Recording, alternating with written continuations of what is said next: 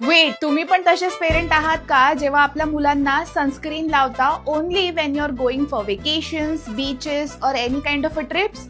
No judgement, मी तुम्हाला जज नाही करत आहे, because I was a same parent like you guys. कारण ऑनेस्टली आपण सगळे मोठे झालो आहेत विदाउट अप्लाइंग सनस्क्रीन, राईट? आणि आय थिंक मी सनस्क्रीन ऍक्च्युली वापरायला लागली when I was in my 20s and everything seemed fine, so I never really thought much about it. पण जे सन एक्सपोजर आपल्या मुलांना मिळते आहे while going to the school, playing outside और simply sitting near window, that exposure is building up every single day. आणि आमच्या डर्मेटॉलॉजिस्टनी मला सांगितलं की सनस्क्रीन हा मुलांचा डेली रुटीनचा पार्ट असला पाहिजे. आणि मग मी एक असं सनस्क्रीन शोधायला लागली जे आहे gentle and safe for snowy. आणि तेव्हाच मला मिळालं लिटल रिच्युअल्सचं रे गार्ड मिनरल सनस्क्रीन. हे सनस्क्रीन खूप लाईट वेट आहे, नॉन स्टिकी आहे and it is invisible on the skin, म्हणून स्नोई लावायला सुद्धा त्रास देत नाही. आणि हे सनस्क्रीन स्किनला हायड्रेटेड सुद्धा ठेवतं, म्हणून या ह्युमिड आणि समर सीझन मध्ये मला मल्टिपल लेयर्स अप्लाय करायची गरज नाही लागत. It comes with SPF 50 PA++++, broad spectrum protection, which means it protects from UVA,